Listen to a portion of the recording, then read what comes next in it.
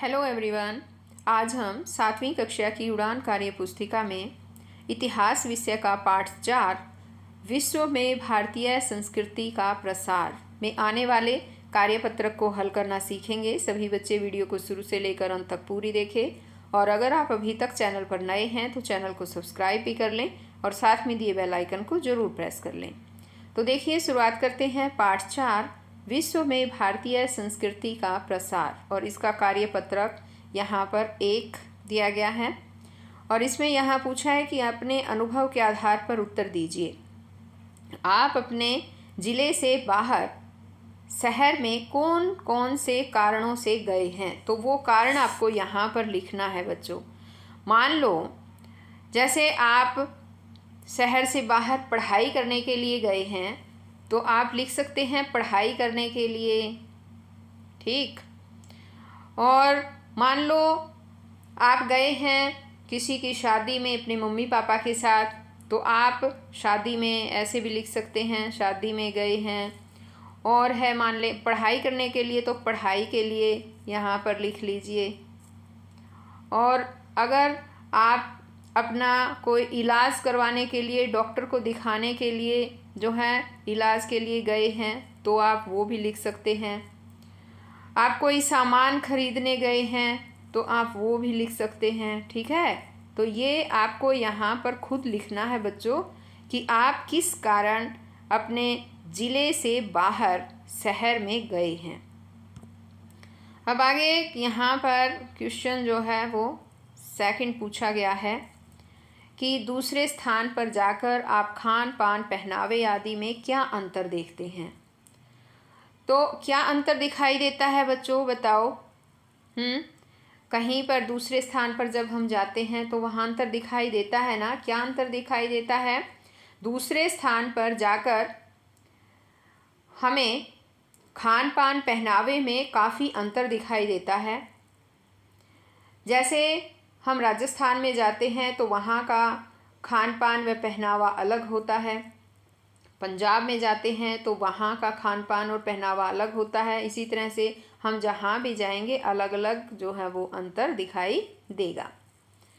अब आगे इसने पूछा है कि दो स्थानों पर रहने वाले लोगों के जीवन में भिन्नता क्यों पैदा हो जाती है। दो अलग अलग स्थानों पर लोग रहते हैं तो भिन्नता किस वजह से होती है, ये पूछा है। तो हम लिखेंगे दो अलग अलग स्थानों पर रहने वाले लोगों की आवश्यकताएं अलग अलग होती हैं, वहाँ की जलवायु अलग होती है, जिस कारण उनका खान पान पहनावा संस्कृति सब कुछ भिन्न हो जाते हैं।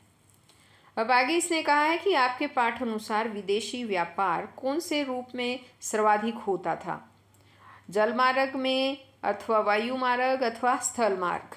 कौन विदेशी व्यापार जो है पाठ के अनुसार कब होता था? जल मार्ग के द्वारा जो है वो ज़्यादा होता था, तो यहाँ हम लिखेंगे जल मार्ग के द्वारा, यहाँ ये आ जाएगा।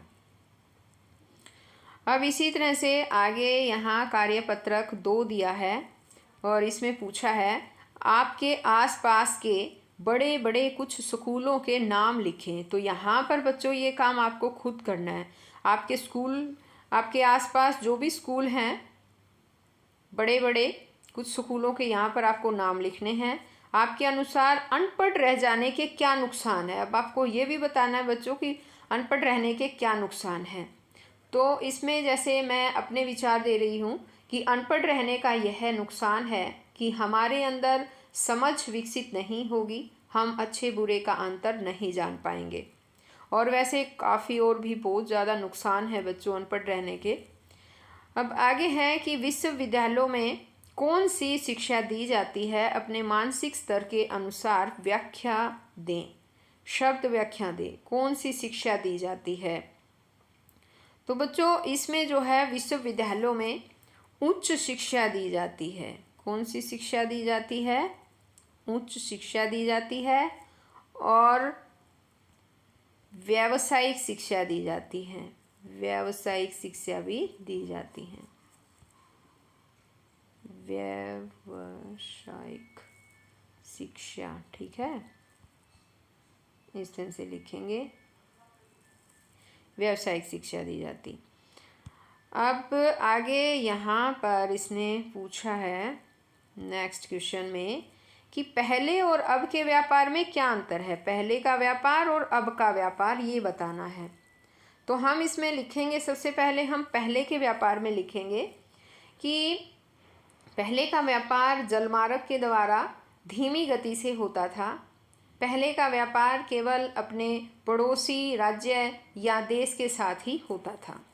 अब आ जाते हैं आज का, अब का व्यापार। आज का व्यापार जलमार्ग, वायुमार्ग, स्थल मार्गों के द्वारा तीव्र गति से होता है। आज का व्यापार दूर दराज के देशों के साथ भी किया जाता है। ऑनलाइन इंटरनेट के द्वारा भी व्यापार किया जाता है। अब देखिए आगे आ जाता है हमारा कार्यपत्रक है यहाँ पर 3 और इसमें दिया है निम्न प्रश्नों के उत्तर दें। क्या आपने विदेशी यात्रियों को आते जाते देखा है? अगर आपने नहीं देखा है बच्चों तो आप लिखेंगे नहीं, अगर देखा है तो फिर लिखेंगे हाँ।